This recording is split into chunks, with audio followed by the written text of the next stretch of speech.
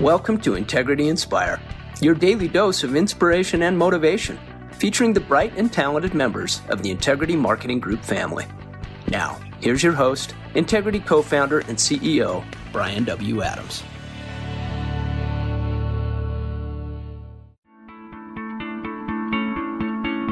Hello, everybody. Thanks so much for joining today's Inspire podcast. I'm so excited to be back with you to share another incredible story. We've met so many people with incredible backgrounds. Like the American dream is alive and well in so many different ways. And I'm so excited for you to meet my buddy Navdeep Kalsi, who has built this incredible business.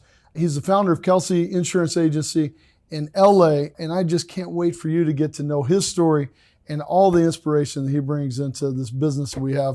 Hey, appreciate you being here, my friend. Thank you so much for having me. It means a lot that you're here. Thank you for being here. Man, we've had so many incredible partners that have come in, and I'm a big believer that the American dream is alive and well. And this is one of the greatest countries on the face of the earth. And if you are willing to work hard and serve others, that there's no limit to what you can do. And you're another example of that. And just getting to know you and just hearing your story. You moved here, you guys, your family immigrated to the U.S. when you were 10 years old from a little place in India. In fact, I like to say I'm from a small town. I grew up in a town of 1,800 people. Not many people from smaller towns than that, but you make my hometown look like a metropolis. You grew up in a town of 300 people, like a village in India. Tell me about kind of what it was like growing up till you were 10. So I've got almost a 10-year-old. Okay. And you think about like how impressionable they are and how much I know he'll remember from 10. I mean, you're still young, but like you grew up in India and then moving to LA. Tell us about that, man. Wow. It was a big culture shock. It was a big change of scenery, as you might imagine. You know, being from a rural small town in India in the early 90s and landing in Los Angeles, it was very big. It's like Hollywood. Oh my goodness. In India, did you even know that much about Hollywood? Not at that age. You know, we're of course, when I moved here, it was the early 90s. We're early on, there's not so much technology as is available today. Right. So communication was different. What you did on a daily was different. Heck, you even drive on the other side of the road in India. Yeah, sure. So everything was very different. You know, in school, you learn the metric system. You're taught proper English, not American English. Yeah. You know, the rest of the world would call us American English speakers, but it was very So you did know English when you came here? Yeah, I actually went to school in a convent school in India, and I was taught by nuns. So it was very. I did learn English. It was a big goal of my parents for me to have the best education I could possibly have. Yeah. What did your parents do in that village? My mom was a homemaker, and my father was in heavy duty construction equipment mechanic. Okay. So he would fly out of India to go work in Dubai. The Dubai that we see today started 30, 40 years ago. Right. So he would be, he was a mechanic that worked on the heavy duty earth movers. So he'd go away 6 months at a time, come home for a couple weeks, and then go away at 6 months at a time. That was how life was in India. So it's funny you say that. If you Google like Dubai and like 1980s, right, and then just watch, there's some videos that kind of show the progression, like a timeline progression. It's amazing. I mean, it was like desert, right? Correct. And then all of a sudden, you see these buildings, and now it's one of the most thriving places in the world. And so your dad was part of that. That's incredible. At the very infancy stages of that, or the early stages of that, you know, again, it seemed like it came up overnight, but they've been at it for a while. And again, if you think back, 30, 40 years is not really a long time. Yeah. So you get to LA, you're 10 years old. What was that like, getting to LA? Well, first of all, my eyes were big. You know, first time boarding an airplane, then landing in Los Angeles and seeing, you talked about the size of the town where I'm from, you know, just there was probably 300 people on my flight, you know, there was a big airplane that brought us. So it was just a very big culture shock. Yeah, very big culture shock. The language is different, people look different. That's kind of how it was. Yeah, it was just a total, like, immersive experience for you now. And I understand you were 10 years old, you move here, and then some tragedy hits your family, right? Yeah. Tell us about that.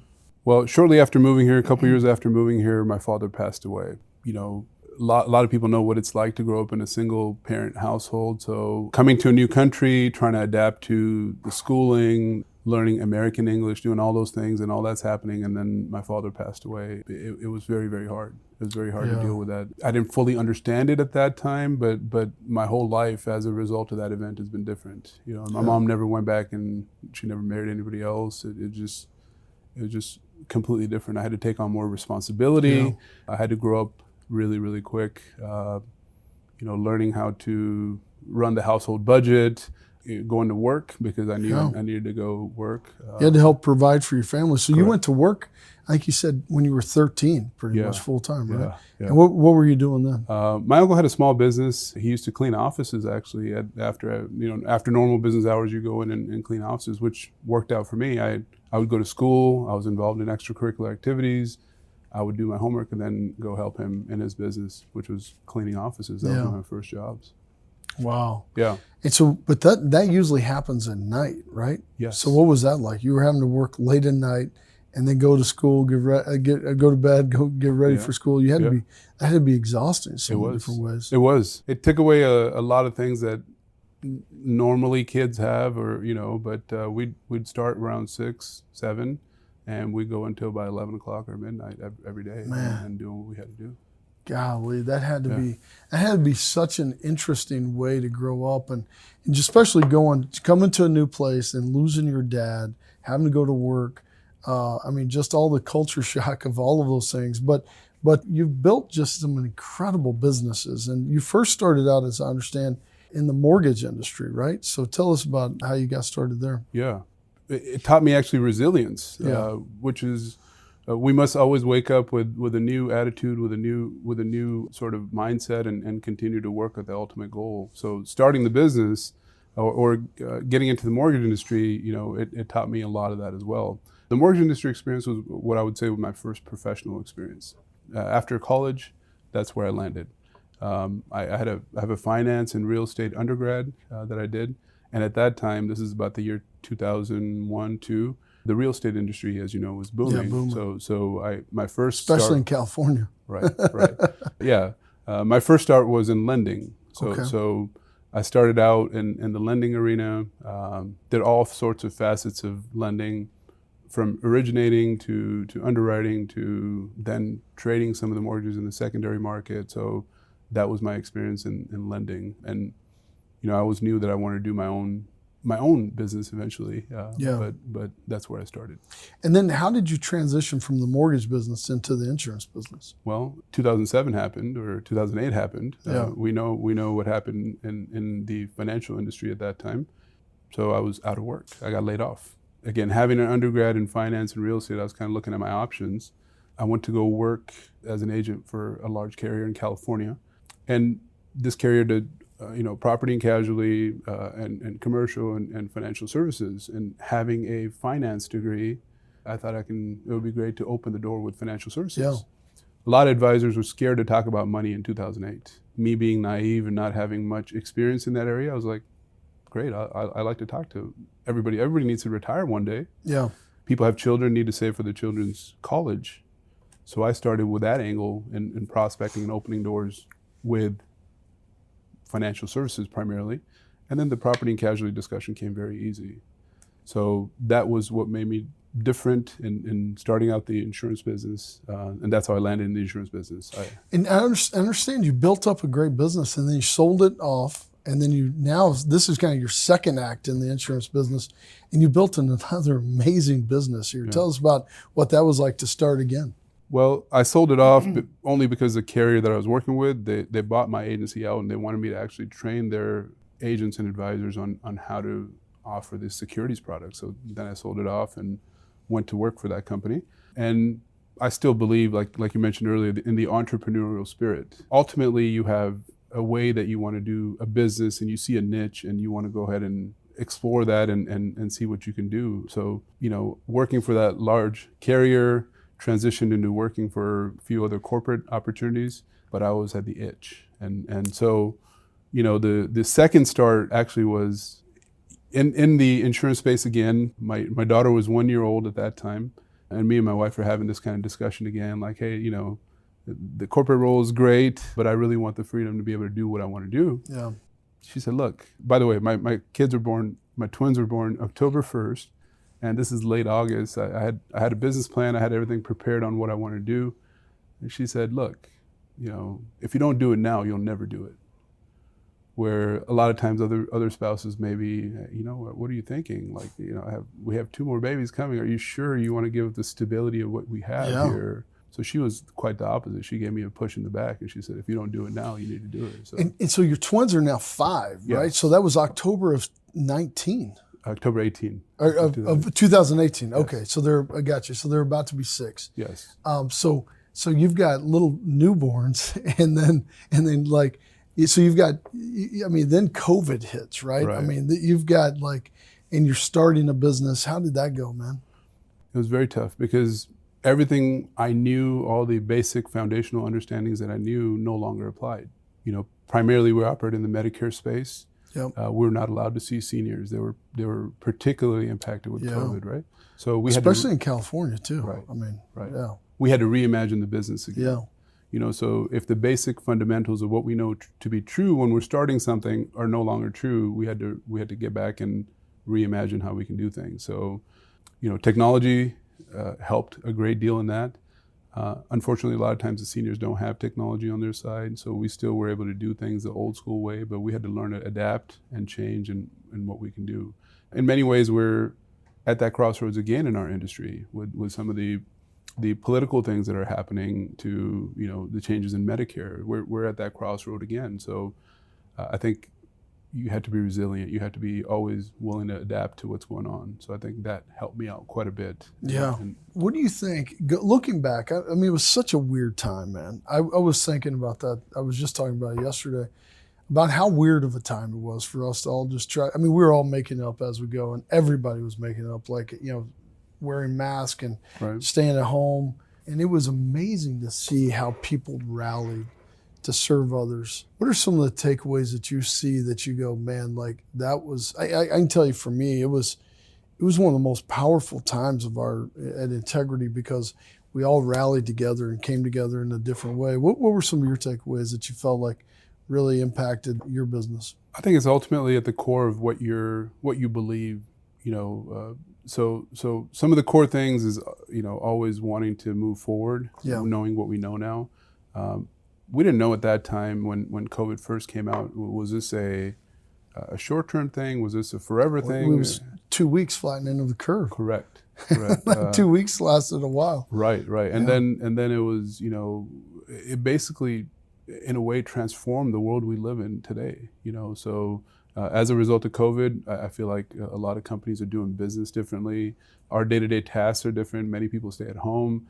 Sometimes it's a good thing, sometimes a bad thing, right? So, but again, the resilience is what I would say would be, always wanting to move forward and continue to keep going. There's a quote: people don't really care how much you know until they know how much you care. And that's one of the core values that I kind of carry in my back pocket and try to meet the world that way. It's great that I do what I do, but until you can see that I care about you, or I care about what's happening here as a result of this interaction or transaction or whatever it may be, that's how we move forward. Look, I think that's so true, and I think a lot of times we forget that. We're all human, and we all just need, we all want to be accepted. We all want to come together. We all want to be served in a lot of ways, and we also want to serve others. And that's one of the things here at Integrity, we're passionate about serving others. And I know that's something we've got really in common. In fact, during COVID, I know you did some amazing things with your temple that you guys rallied around to help feed others, and tell us about your passion around that. I don't know if it was specifically just COVID, but COVID amplified it a lot more. My faith teaches me that the most basic principles, food and water, are necessary at any time. If you go to any Sikh temple today and you're hungry, you'll be fed. You won't walk out of there hungry. Any Sikh temple. As a matter of fact, the world's largest free open kitchen is in the Golden Temple in Amritsar, India. So when COVID hit, the basic fundamentals, it's not even because people didn't have money. Grocery stores didn't have food. Oh man, that was crazy times. So the temple, gathered whatever resources. A lot of people in the temple were they have their own small convenience stores or grocery stores. They got that food together and went ahead and brought it together, and we just handed it out to the community. In the spirit of what any Sikh temple does today, you can go in there. If you're hungry, you'll be fed. Wow. If you're thirsty, they'll have water for you. So the largest free open kitchen is a Sikh temple in India. Like what and why? What is the meaning, do you think, of being able to open up? I've got my own philosophy around this, but what is the kind of foundational doctrine that you guys learn about that? We all get hungry. Yeah. Food is the most basic need that anybody has. Yeah. So I believe it's to bring the community together, to help those that are underserved, that are underprivileged maybe. And even if you have all the money in the world, you get there and you eat afterward. And eating the most basic human need is the reason I believe why. There's something also about sitting down at the table, right? And being able to talk, being Correct. able to get to know each other kind of in a common way because we all have the same need. I think that there's that like it's kind of the same thing about a family needing to come together and Yes. sitting around a table and eating together and getting to know about each other's days. I know for my family, I got a 9-year-old and a almost 12-year-old. If we don't sit down around the table, at least pretty often, you kind of start getting disconnected. And especially when you got a 12-year-old boy, Right. they don't want to talk. They don't want to, they don't want to tell you about their day. But when you sit down and you kind of take all the distractions away, it also gets, you can say, okay, tell me about your day. What's going on? We do this thing we call highs and lows. So you got to go around and say, what's your high of the day? And what's the best thing that happened to you today? Right. And what's your low? It's something just to say, like, for us to sit there and go, man, tell me about what's going on in your life. And I think that's such a big part of, and I love that your faith teaches you guys that, and then says, like, let's come together because man, that brings people together in such a unique way. It's so incredible, I think. And I think that's shared by all world's religions, really, if you think about it. That all the religions are really kind of gravitate back to even with dietary restrictions and other things, coming back together and sharing about your day and what's going on in your life, which opens up a whole different discussion. I generally tend to feel better after a meal. And so yeah, absolutely. I agree 100%. And then we can get into conversations that are sometimes not intended but have a good outcome or something that's challenging on your mind that you've been dealing with, maybe wrestling with in your head, but you now feel a certain level of comfort to discuss that or get it out of your head and feel better ultimately. So yeah, 100%. I love 100%. that. Now, talking about kids, you said you got your 5-year-old twins. They're coming up to be 6 pretty soon. Yeah. And then you've got a 7-year-old. Man, you're busy right now. This is a busy season for your life. What is your most fun thing about that? I mean, I don't even know where to start, right? But I think back to not having any children. My life not before. Me and my wife were married for a good 10 years before having children, and at the job I was working at that time, one of my mentors, sort of, even in my business today, told me, having children is the hardest work you'll ever love. Wow. And the hardest work you'll ever love. That is a great quote. Yeah. So I heard it, and again, not having children, I was like, okay, you hear about the joys of parenting, and I was like, okay, I get it. But after I had my first baby, Emerine, she, I really finally embodied what he was talking about after holding her, after the great feeling and the great joy it provided me. And then even some of the challenging times, right? Like babies don't exactly sleep according to your schedule. They don't really care, right? So, I started to understand what he meant by that. Then later having 2 more, I mean, they're about 16, 17 months apart. And so it's very intense. Our household is very intense. So outside of doing what I do for a living, practice. They're very active in swimming, gymnastics, basketball, karate, STEM. Oh my gosh, so they are active. Oh my it gosh. keeps us very, very busy, and it's really the best and the most satisfying feeling that this opportunity, this career path that I've chosen, allows me to do the freedom and use my time in the way that I want to use it now, because this time really doesn't come back. So. Man, I tell you what, I couldn't agree more. One of the greatest joys in life is being a dad and being able just to be able to, spend time with your kids and play with them. And my kids are getting to where they're like, go outside and throw a baseball. I was throwing baseball last night with my 9-year-old. He was throwing so hard. Yeah. Like, when did this happen? Like, my hand was hurting. I was like, dude, you got to stop throwing so hard. I'm like, you're 9. Like, I don't think I'm gonna be able to play catch with you if we keep playing this hard. But it's so fun, and to watch the world through their eyes, man. Yes. It is such it's a fun thing. And 7 and 5, I think. I think every age is really fun. Yeah. I love that, like 4, 5, 6 age. 7 is great. You're in for a great run, man. My kids, they actually remind me. First of all, the twins' anniversary correlates with the birth of my business. That's right. I started it a few months before their birthday. So every time their birthday is coming up, it also reminds me that my business anniversary this go around is coming up.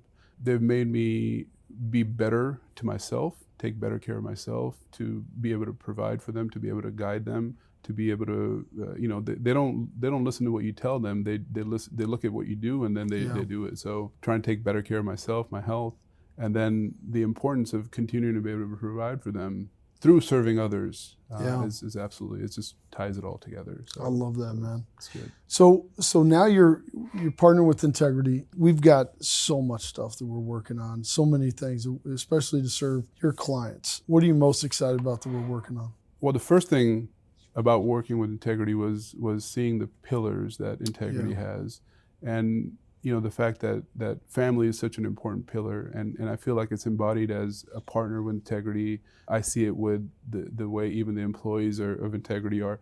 I see how important family is. That was one of the main things that I love that was really important to me. That you recognize it. It's not like, hey, leave your family at home, and so that was really, really good for me to see, and a good value that I have as well. Partnering with Integrity, I mean, we're at the leading edge of technology.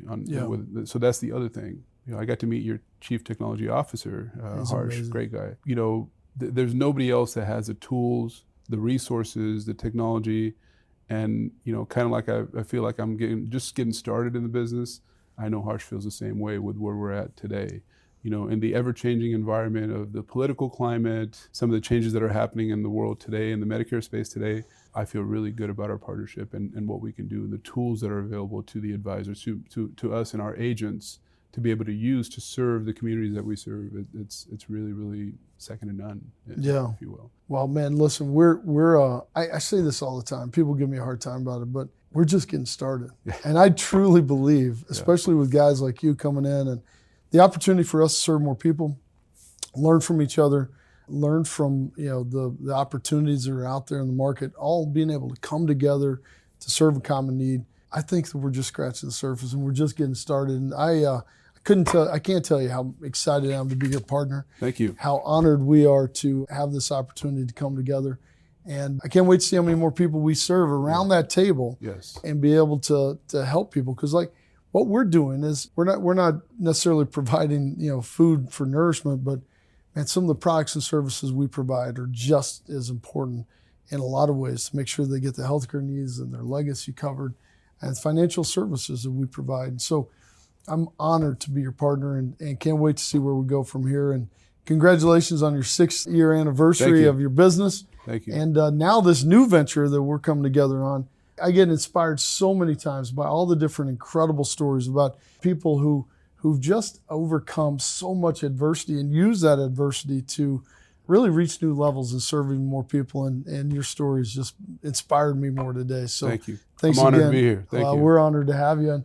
And I hope everybody else has been just as inspired. I mean, this is the hardest work that you'll ever love as well. I mean, I tell you, somebody asked me about, why I work so hard. And I was like, because I don't feel like it's work. I love what we're doing. And it's been incredible where we're going. And I think we are just getting started. So I hope you all have an incredible week. Thank you for joining us today on this Inspire podcast. And I can't wait to see where we go from here. God bless you and have a great one. Take care.